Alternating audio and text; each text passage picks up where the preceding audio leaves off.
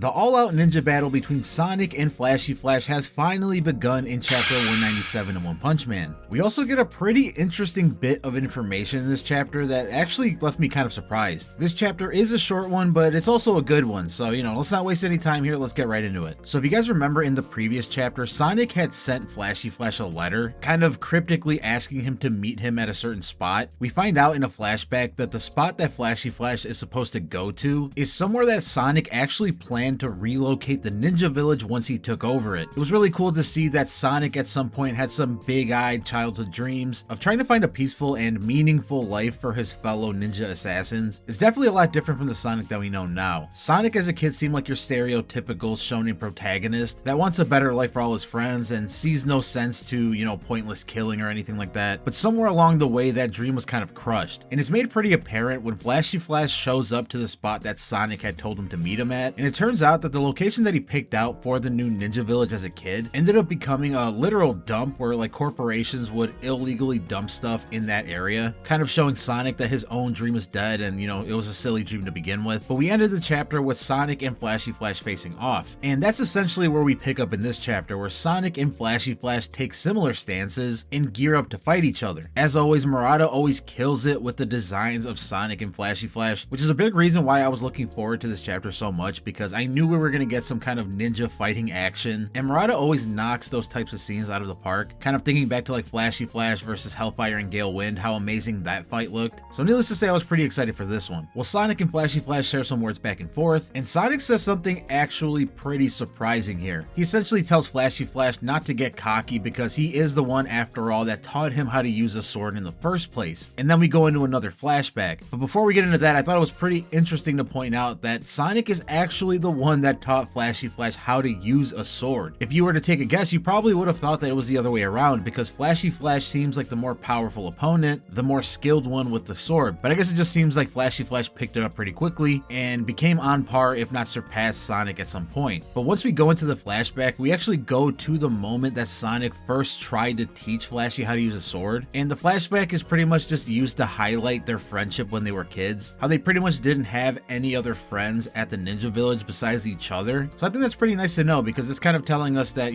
after this battle between Flashy Flash and Sonic, there's likely going to be kind of a rekindled friendship of some kind. And it definitely seems like that's going to be the case by the end of this chapter, but I don't want to get too ahead of myself. I don't know, some people think the flashback stuff is boring, but I think it's very interesting because it's really good for character development, especially for Flashy Flash and Sonic, who have had plenty of face time in the manga in the past, but don't have a lot of their backstory fleshed out. So this arc is definitely going to be really good in doing that. Well, we cut back to reality, and Flashy Flash and Sonic are clashing their swords together, and after they separate, Sonic does this really cool ninja move where he throws these shuriken at Flashy Flash, and as the shuriken are flying towards Flashy Flash, Sonic actually runs past the shuriken and is fast enough to get behind Flashy Flash before the shuriken can even make it to him. So I thought it was pretty awesome, because Sonic is pretty much setting up a double front attack here by using his speed alone, because he's using the shuriken to distract Flashy Flash from the front, as Sonic gets quickly behind Flashy Flash to attempt a surprise attack. But obviously we know our boy Flashy Flash is too fast for that stuff, so he jumps straight into the air to avoid both the attacks. Well, as he's midair, Sonic uses his version of the omnidirectional serious punch from Saitama. It looks like he's using that ninja move that he used in season 2 of the anime, where he made a bunch of shadow clones of himself, and he uses those clones to essentially do the omnidirectional wind blade kick. And I think this actually looks really, really awesome. I can't wait to see this animated in 25 years, but I digress. Flashy Flash seems to deduce which one is the real Sonic and blocks the kick. So once he grabs onto Sonic's leg, he counters it with his own flashy kicks, which seem to deliver a bigger blow. Even though it seems like Flashy Flash got the upper hand in that exchange, he actually acknowledges Sonic's improvement and says, "Hey, you're not too bad. You've grown since I last saw you." But as he's dapping up Sonic, that's when we get this sudden interruption. We can even see in the panel that Flashy Flash is talking to Sonic that there are these pointy objects that are an inch from his head as he's talking. But we see in the next page that Flashy Flash narrowly dodges this barrage of swords from the Heavenly Ninja Party. And if you guys remember, the original plan for the Heavenly Ninja Party when they first met Sonic was to get Sonic to draw Flashy Flash out so that they could pretty much just jump him and execute him on the spot. Well, as we're going to see in a second, that turns out to not have been the actual plan, at least not for Sonic, because essentially Sonic tells the Heavenly Ninja Party to buzz off because this fight is between him and Flashy. You know how Sonic is, he doesn't like interruptions in his fights, he wants to be one-on-one with his opponent, and this fight is no different. And really quick, if you enjoy away getting One Punch Man chapters before anybody else, because I do cover them before anybody else pretty much on this channel, make sure to subscribe and turn those notifications on so you're the first person to know as soon as the next chapter drops. And if you're super impatient with getting English translations, then make sure to join my Discord server by clicking the link in my description, because we have an awesome community of One Punch Man fans there, and some of the members actually try to translate the chapter like immediately as it comes out, and they're usually kind of accurate. So if you're interested in that, make sure to click on the link to join my Discord. But anyway, back to the chapter. Sonic pretty much tells them, I could have handled Flashy on my own, like you guys don't need to interrupt, you need to get out of here because this has nothing to do with you. This is between us two. So it's made pretty obvious that Sonic is going to fight against the Heavenly Ninja Party alongside Flashy Flash, because of course, you know, he's not going to admit it, but he still has some kind of feelings towards Flashy Flash as a friend. He was his only childhood friend, so obviously he's going to help him out in this case. Of course, Sonic has been slowly having a face turn since his first introduction into the manga. He's slowly become more of a good guy or an anti-hero in a way, so no doubt he's going to help Flashy Flash here. And he also points out as he's looking at the Heavenly Ninja Party that compared to Saitama, these guys are nothing. So like Saitama, all those battles that he had with him, even though he would get one-shotted every single time, they have helped him to get stronger. And if you think about it, because Saitama has set such a high bar for Sonic to reach, such an overpowered rival to have, it has pushed Sonic past his limits many times. Like every defeat that he takes from Saitama, he kind of takes it to heart and learns something new and refines his technique more and more. That's probably why Flashy Flash was surprised at how much Sonic had improved, because he's pretty much spent this whole year trying to fight this unbeatable person. So if you guys think about it, in a way, Sonic is already kind of one of Saitama's disciples, and he's been training him pretty much as indirectly as he's been training Genos, because obviously he hasn't really been doing much for Genos except for giving him like pep talks and cheesy one-liner bits of advice. And Sonic has actually fought / sparred with Saitama on several occasions, and Genos has only done it once. So hey, you can make the argument that Sonic is one of Saitama's disciples, and he's about to show everything that he's learned and let it all loose on the Heavenly Ninja Party. I think we're going to be really surprised with how strong Sonic has become. So in a way, this kind of confirms that Saitama really is a good sensei or a good trainer, because of him, Sonic might actually be on the level of Flashy Flash, if not very close, which is a really good thing in this particular case, because as we see on this page, Sonic and Flashy Flash gear up together to fight the Heavenly Ninja Party. So it's going to be Flashy Flash and Sonic versus a bunch of ninjas. I love me some Flashy Flash and Sonic content, so of course I have no complaint to that. Essentially, the mini ninja fight that we just saw from Flashy Flash and Sonic is a very small example of what we're going to be getting in the next one. We're probably going to be getting an entire chapter of all-out fighting next time. Unfortunately, that isn't the case with this chapter, because it is a pretty short chapter, almost like half the size of a normal One Punch Man chapter, which is pretty disappointing, but at least we got some Flashy Flash and Sonic in this one, and we got some pretty cool fight sequences. I think I said on my live stream that this chapter for me is like a 7 out of 10. It's super short and not a ton happens, but we do get Sonic and Flashy Flash, which are, you know, some of my favorite characters in the entire series, and the little bit of fighting that we did get was pretty awesome. So I can't give it more than a 7, but you know, I don't think I'd go any lower than that. But let me know what you rate this chapter out of 10 in the comments below. Let me know your thoughts on everything. I'm definitely curious to hear your thoughts on where this arc is going. That is it for this one though. Have an absolutely wonderful afternoon, morning, evening, whatever, and I'll see you guys in the next video.